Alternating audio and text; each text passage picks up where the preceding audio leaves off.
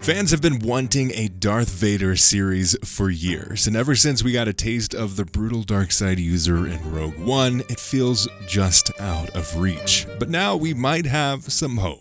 And we also review the last year of Star Wars. Welcome to Star Wars Uplink, your place for everything Star Wars gaming, the TV shows, and the movies. Let's jump in. Just you reconsider playing that message for him. The surprise nostalgia and just bump in the story of Ahsoka with Hayden Christiansen's return to Anakin and Darth Vader, and not just Anakin, his direct inspiration from the Clone Wars TV series and some recreations of some famous moments that we saw there was definitely, it was pretty fun. Yeah. And this sparked a reinvigoration for Hayden Christensen when it comes to his acting career. He just re-signed to his original talent agency, and he's getting back into acting once again in a bigger sign of things, really. I think we have something interesting because in one of the interviews that he's been doing and making the rounds of in the promotion of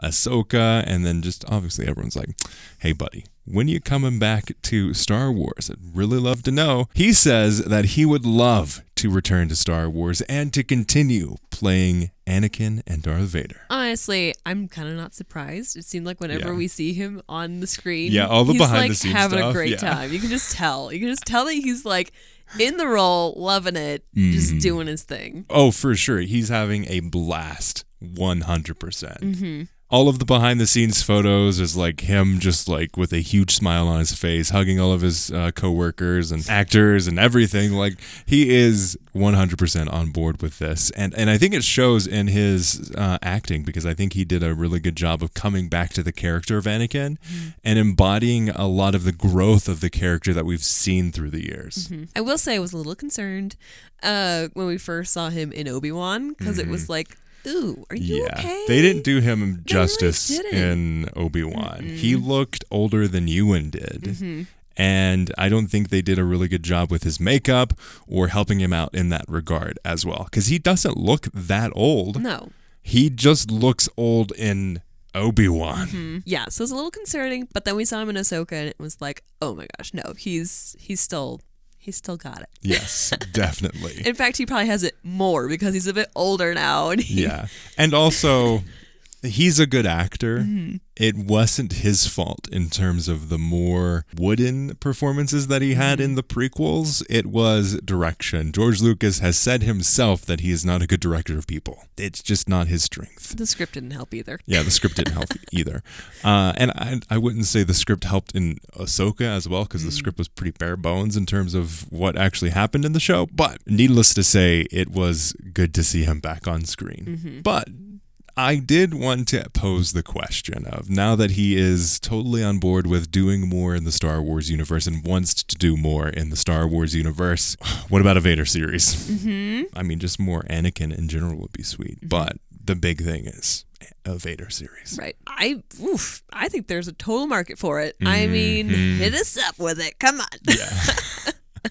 Definitely would want it to be more in the style of Rogue One. We've been seeing, I don't know, the shows we've been getting recently have just been a little slower. Yes. And it would be really, really cool to see Vader as he truly was, like in our modern perspective of what power and villainy could be. Show us why he's feared in the galaxy.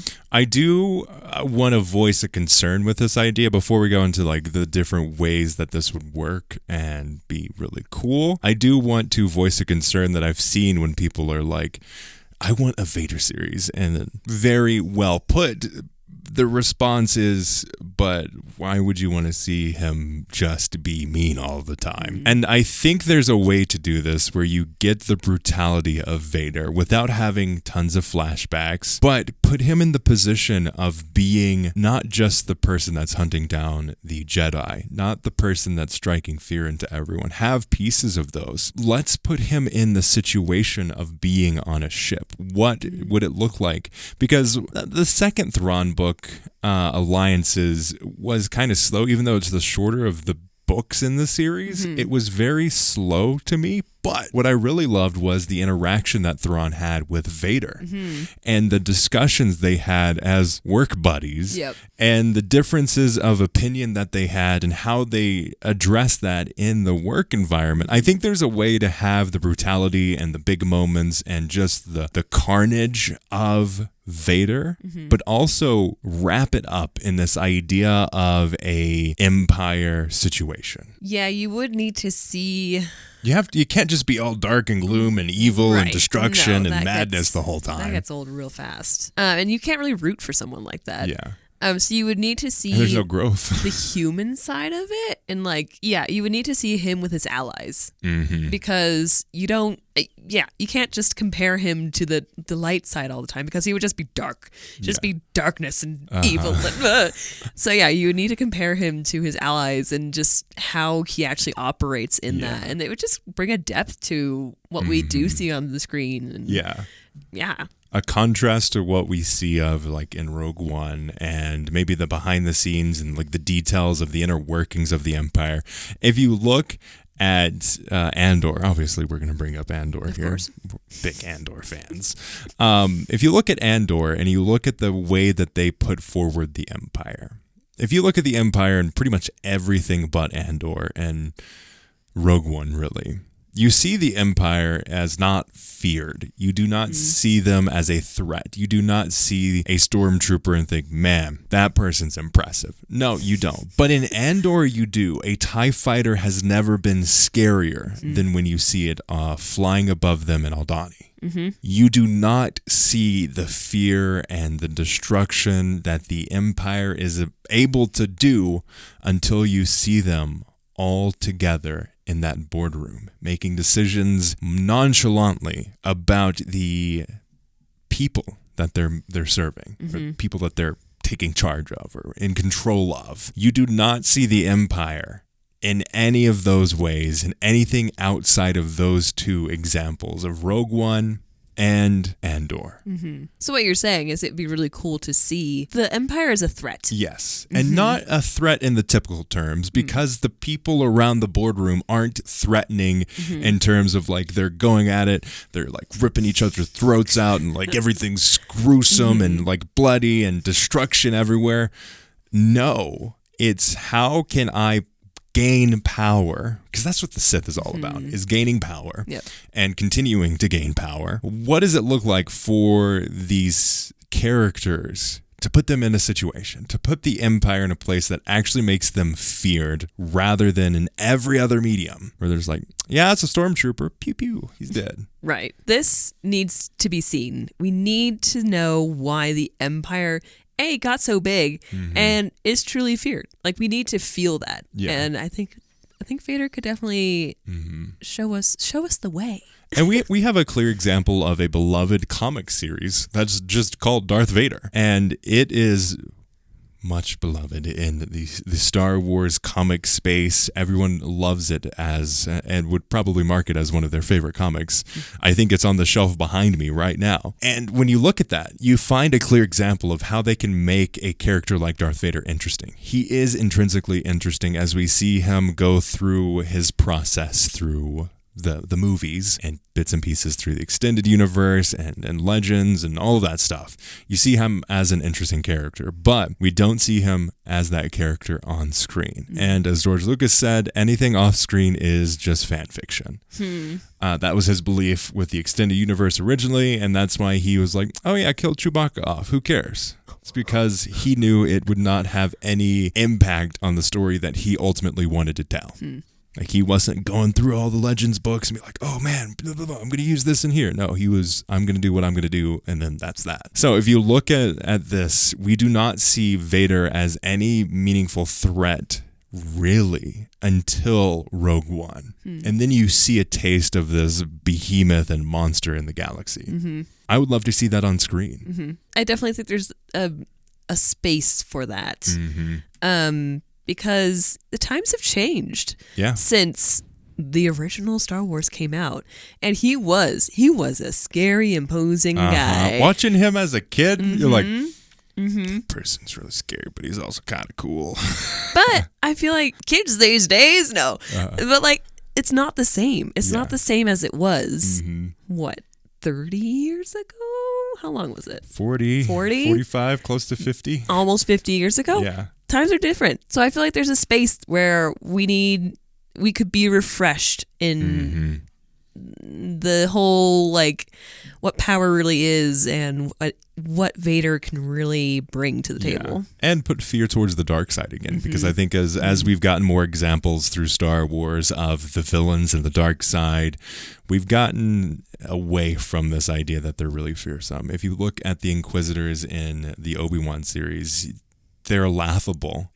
You do not fear them for a second hunting Obi-Wan. The intro is them facing down this like wimpy, force-sensitive dude in no real intensity at all. And then the Grand Inquisitor gets stabbed. He's not dead, comes back. Reva is just kind of whiny the whole time. A little bit. So there's clear examples of this not quite working in so many different medium. To add to that list, I would even say Palpatine is a little less scary just because he's so overworked. Yeah. Cool. So now you have a bunch of clones that are doing your bidding or something, I guess. He's not fearful. Like, he's not feared anymore. Like, but when he shows up in Bad Batch, you're like, oh, that's interesting. You're like, oh, man, it's going to get real. Palpatine's here. It's like, that's not a thing. No. So, yeah. I think there's a lot of opportunity here that they could really take advantage of and make super interesting with the character of Vader that I would love to see. Yeah, make us fear the dark side again. Make us root for the dark side, please. Because in Legends of the Dark Side and the evil powers that be were incredibly powerful and very feared. So I would love to see some of that come back. And maybe it's not directly Vader, but if we look towards the future, whatever ends up being the big bad for the Rey movie, I think they need to actually make them fearful. Somehow Palpatine returned. Boo. That sucks. I didn't like that at all. No fear at all. There was no threat, no nothing. Kylo Ren was very interesting as a character, very deep as a character, but he was kind of a whiny baby too. Snoke was super interesting, and then he got killed. And Real fast. Really fast, pretty easily. It's all been this power hungry, I'm going to be the best. And then they're just overthrown. It's like, okay, I guess we all know how this goes. Yeah, there's no stakes with the villains in Star Wars. There's nothing. If you look at Ahsoka and you look at all the different fight scenes that they have there, I don't fear for the crew at all. They're literally riding through an open field with no cover, and while a Star Destroyer, a massive Star Destroyer, fires down on them, do I fear for their lives? Not at all. You know why? It's because I was trained through the whole show not to fear for them. I knew they were going to live. That's that. So I'd love to see a series with some stakes. That would be great. Now, switching gears, talked about Ahsoka, talked about the different things that we're getting. Let's review Star Wars in 2023. Oh, okay. Researching for this topic, I was just mind blown with how many things actually came out this year. Oh, yeah. That was actually this year. If you think about it, Mando Season 3 was this year. Whoa. Bad Batch Season 2 was this year. Yep. Jedi Survivor was this year. What? Star Wars Celebration was this year. Yep. And Ahsoka came out this year. That's a lot of stars. That's not even talking about the books that were coming out for the High Republic. True. It's not talking about the comics. It's not talking about the mobile games. This is the real thing. This is the, not quite movies, but the big show. Yeah. This is what most people are going to get their hands on. Yes, exactly. And just to say that, hey, a Star Wars video game came out this year. That's pretty crazy to think about. A good Star Wars video, a very good Star Wars video game. Jedi Survivor was awesome. It's probably my personal game of the year. Wow. Yeah. Okay. I enjoyed it a ton. Yeah. It was so much fun. And it's one of those games that you can just keep on playing through. It's not like it's semi-open world, but it gives you some boundaries, and I love some boundaries. I'm kind of burnt out on open world games. But if you look at it, yeah, Mando Season 3, it came out March 1st, 2023. Yeah. Wow, what a long year it's been. Exactly. That's a whole can of worms in terms of like what it did for the franchise and opening it up and making Mandalorian stretch a little bit further than it probably should have or could feasibly support. But it's a good example of like some of the boundaries that they're setting for the character of Mando and Din Djarin and Grogu and Bo-Katan and Ahsoka by extension as well. Yep. So we have that. Then on the same note, there was some very interesting crossovers in that same beat of Bad Batch. Bad Batch was obviously talking about cloning. Mando season 3 was mentioning cloning. So it was a very interesting like similarities. They are taking place in similar positions but different timelines. Because Bad Batch is post Order 66 and the repercussions of that, and Mando season 3 is post Fall of the Empire and the repercussions of that.